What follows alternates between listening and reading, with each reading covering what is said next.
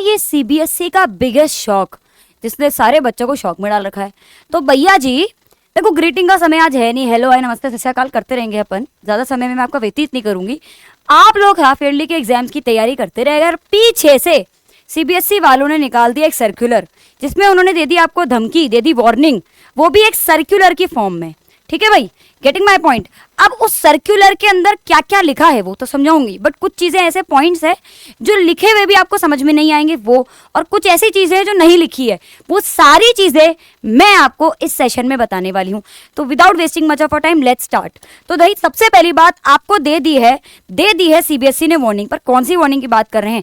अगर आप देखेंगे तो सीबीएसई ने कुछ ऐसा आपके लिए सर्कुलर निकाला है जिसमें उन्होंने 7 पॉइंट्स की बात करी है। हम एक एक पॉइंट को ऑपरेशन करके एक एक चीज, क्योंकि सारे पॉइंट्स हमारे बोर्ड्स के एग्जामिनेशन से रिलेटेड हैं और बहुत बड़ा रोल पे करेंगे। And even this information is not only related to the students who are giving boards. सिर्फ जो बोर्ड्स दे रहे हैं उनके लिए इंपॉर्टेंट नहीं है कि भाई ठीक है 10th या 12th वालों के, ये 9th और 11th वालों के लिए भी उतनी ही इंपॉर्टेंट इंफॉर्मेशन है, क्योंकि पहला पॉइंट ही यही बोलता है कि देखो भाई सीबीएसई ने बोल दिया है हम चलाते हैं 2 ईयर प्रोग्राम। आप इसको 1 ईयर गिनेंगे भाई 9th तक, तो 9th और 10th लेवल अलग है, लेकिन for CBSE 9th and 10th है एक ही श्रेणी में और 11th और 12th एक ही श्रेणी में। और उन्होंने इससे रिलेटेड ये भी बोल दिया है कि जो सब्जेक्ट आपने 9th में लिया है, ऐसा नहीं है कि भाई 10th में आप चेंज कर लेंगे। अब 11th में आपने बोला भाई मेरे को पीसीबी चाहिए, और 12th में मेरे को मजा नहीं आ रहा भाई, मैं चलो मैथ्स ले लेता हूँ, पीसीएम ले लेता हूँ। बारात में अपन आए नहीं है ना, भंडारे में आए हैं। तो उन्होंने सीधा बात बोल दिया आपको जो भी डिसाइड करना है this is related to your career. ऐसा नहीं है कि अपने करियर के साथ खेलें, आप पहले ही प्री डिसाइडेड रखें कि आपको जो सब्जेक्ट रखने हैं वो exactly, not even subjects, it's about additional subject as well, कि जो 9th में वही 10th में चलेंगे और जो 11th में वो 12th में चलेंगे। बेसिक सिस्टम उन्होंने आपको बताया है, ठीक है। अगर मैं सेकंड पॉइंट की बात करूं तो second point is very very important, it is related to your attendance criteria.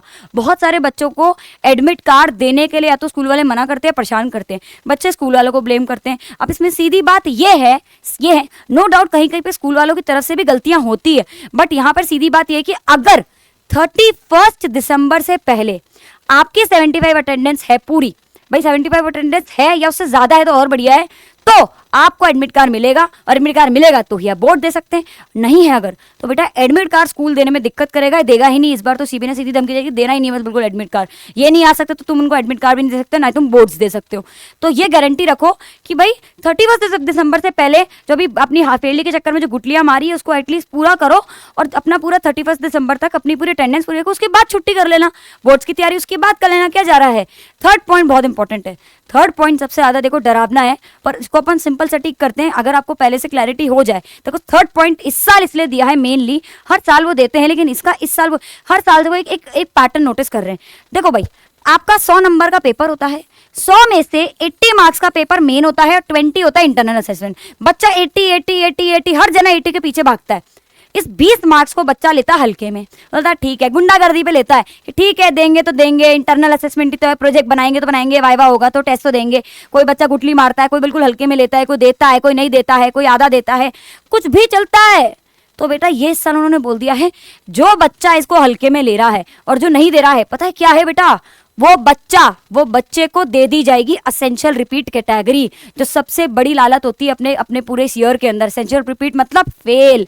ये सीधा बोल दिया है कि in absence of performance in the internal assessment में अगर परफॉर्म भी नहीं कर पा रहा अच्छे से तो स्टूडेंट रिजल्ट कैन नॉट, उसका रिजल्ट ही डिक्लेयर्ड, रिजल्ट ही नहीं करेंगे डिक्लेयर और दे देंगे असेंशियल रिपीट। जो तुम 80 मार्क की इतनी मेहनत करोगे वो वेस्ट। तो बेटा 20 मार्क्स के चक्कर में 80 को मत वेस्ट करना, सिर्फ 20 थोड़े से ही। और दूसरा एक प्रो टिप दूं, टीचर से बना के रखना, सीधी बात, ठीक है। तो ये तो असेंशियल रिपीट कैटेगरी होती क्या है टीचर जी, फेल मतलब क्या है, देखो फेल बोल के डरा रहे हो, कुछ नहीं है। एसेंशियल रिपीट ये होती है कि बाय चांस अगर हमारी इस साल हम नहीं दे पाए पेपर, या हमारे पेपर में नंबर कम आ गए, या हमको फेल कर दिया है, तो हम अगले साल के पेपर दें, मतलब हमको पूरा 10th रिपीट करना पड़ेगा, पूरा 12th या 11th वो भी रिपीट करनी पड़ेगी, उसे एसेंशियल रिपीट कैटेगरी कहते हैं। फोर्थ पॉइंट में उन्होंने सीधा बोली बात है एडिशनल सब्जेक्ट्स के ऊपर।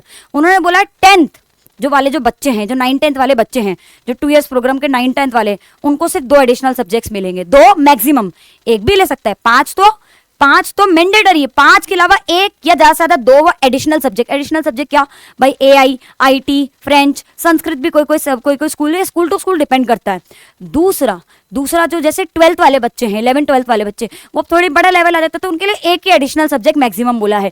5 आपके मेन मैंडेटरी होंगे, 5 के अलावा छठवां एडिशनल सब्जेक्ट होगा, बस इससे ज्यादा कोई सब्जेक्ट नहीं होंगे। दूसरी इसी में ये भी बात बोली कि एडिशनल सब्जेक्ट चेंज नहीं होंगे कि भैया जी 9th में ले लिया आईटी, चलो भाई मजा नहीं आ रहा आईटी में, चलो भैया जी थोड़े टाइम में ले लेते हैं एआई ले लेते हैं 10th में, ऐसा नहीं चलेगा। एडिशनल सब्जेक्ट सेम चलेंगे 2 इयर्स प्रोग्राम में। तो अब बात करते हैं एडिशनल सब्जेक्ट से रिलेटेड जो स्कूल वालों को, 5th पॉइंट में स्कूल वालों को भी थोड़ी सी डांट लगाई है यहाँ पे सीबीएसई ने, सीधा बोल दिया है कि अभी तक जो धांधलेबाजी चलती थी स्कूल की तरफ से, कुछ करते थे कि भाई फ्रेंच की क्लास पर फ्रेंच की लगा रहे हैं और टीचर है नहीं, तो ये चीज नहीं करनी है। अगर आपके पास कोई सब्जेक्ट का फैकल्टी नहीं है, एडिशनल की बात है, मेन तो लाना जरूरी होता है, उसमें तो बच्चे हंगामा चालू कर देते हैं, बट अगर आपके पास एडिशनल सब्जेक्ट के भी फैकल्टी नहीं है तो आपको पहले वो लाने पड़ेंगे, नहीं है तो आप उसे एडिशनल सब्जेक्ट में बच्चे को फिर दे नहीं सकते ऐसे ऑप्शन में कि बेटा फ्रेंच ले लेना, फैकल्टी यानी फ्रेंच कैसे पढ़ेगा बच्चा। तो ये उन्होंने सीधी बात बोली है। अगर मैं बात करूं 6th की, तो 6th पॉइंट बहुत खतरनाक है। 6th पॉइंट में उन्होंने बोल दिया है अगर बाय चांस कोई बच्चा एडिशनल सब्जेक्ट में उसके मतलब ये अच्छी बात है, ये एक 6th पॉइंट थोड़ा पॉजिटिव पॉइंट है, बट अभी 7th पॉइंट भी उसके मजे ले लेगा पूरे कि भाई एडिशनल सब्जेक्ट में किसी बच्चे के कंपार्टमेंट आ गया या एसेंशियल रिपीट आ गया तो कोई बात नहीं, एज अ प्राइवेट कैंडिडेट, सिर्फ एडिशनल की बात है, एज प्राइवेट कैंडिडेट वो बच्चा उसके लिए अपीयर हो सकता है, कोई दिक्कत नहीं है। लेकिन 7वां पॉइंट में सीधी धमकी, डांट, ऑर्डर, रिक्वेस्ट सब कर दी उन्होंने, बोल दिया है अगर ऊपर के कोई पॉइंट के लिए बच्चा एलिजिबल नहीं है तो बेटा आपका एडिशनल हो कुछ भी हो और आप प्राइवेट के लिए जाना चाहो या पब्लिक के लिए, आप कुछ भी अलाउड नहीं हो, आप even you are not allowed as a private candidate as well. अगर ऊपर के किसी भी उसमें एलिजिबल नहीं होते, मतलब ऊपर की सारी कैटेगरी भी होनी चाहिए। अब आप बोलोगे मैं 75% अटेंडेंस भी नहीं दूंगा, फिर मेरे मेरे एसेंशियल रिपीट भी आ रही है एडिशनल सब्जेक्ट में, मैं प्राइवेट कैंडिडेट की तरह चल जाऊंगा, कुछ जुगाड़ लगा लूंगा, इस बार ये सब नहीं चलेगा। Getting my point.